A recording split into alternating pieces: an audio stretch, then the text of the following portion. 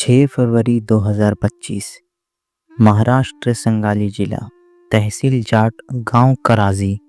4 साल की बच्ची मिसबा एक 45 साल के मजदूर के हवस का शिकार बनी।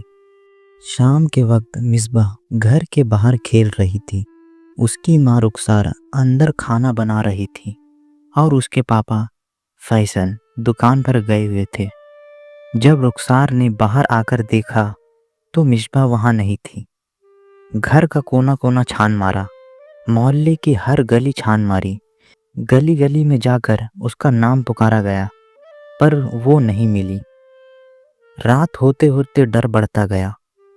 मिसबा के मम्मी पापा ने पुलिस स्टेशन में लापता की रिपोर्ट दर्ज कराई। पुलिस ने इलाके के सीसीटीवी फुटेज देखा तो एक आदमी पे शक हुआ। कुछ कार्रवाई करने के बाद आरोपी को गिरफ्तार कर लिया गया।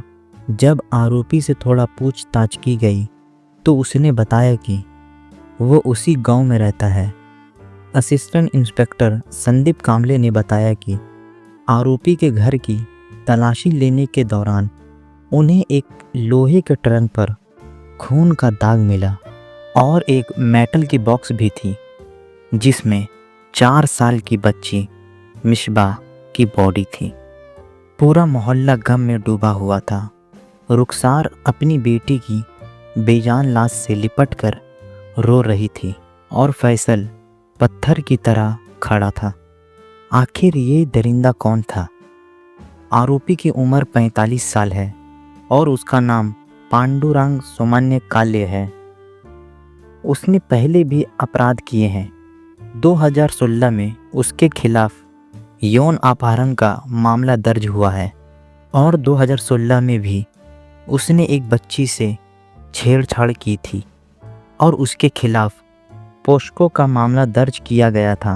पोक्सो जिसका मतलब है बच्चों को अपहरण से बचाने के लिए 2012 में बनाया गया था।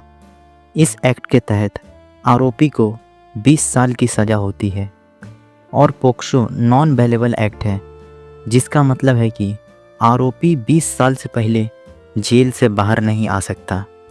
और जैसे कि मैंने अभी आपको बताया कि आरोपी को पोक्सो एक्ट के तहत 2016 में भी गिरफ्तार किया गया था, तो फिर ये पांडुरंग सोमान्य काले सिर्फ 9 साल में जेल से बाहर कैसे आ गया?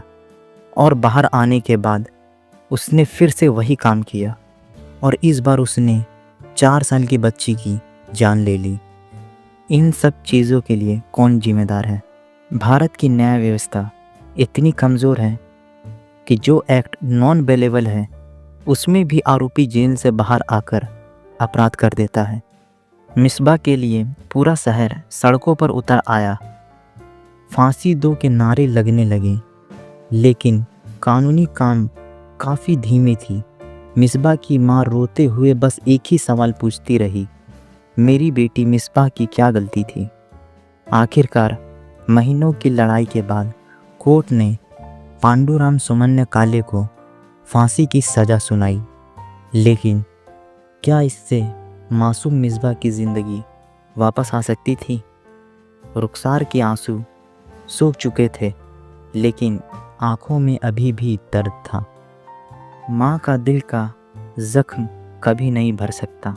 मिसबा की मौत सिर्फ एक हादसा नहीं, बल्कि अपने पीछे एक सवाल छोड़ देता है। आखिर कब तक मासूम लड़कियां ऐसे दरिंदों का शिकार बनते रहेगी? ये मेरा दूसरा चैनल है।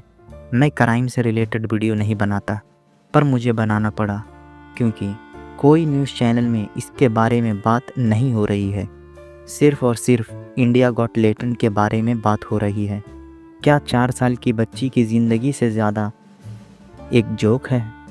न्यूज़ चैनल की बात छोड़ो, यहाँ तो हमारे यूट्यूबर भाई भी आवाज़ नहीं उठा रहे हैं, इसलिए मुझे ये वीडियो बनाना पड़ा। हो सके तो इसे ज़्यादा से ज़्यादा शेयर करें।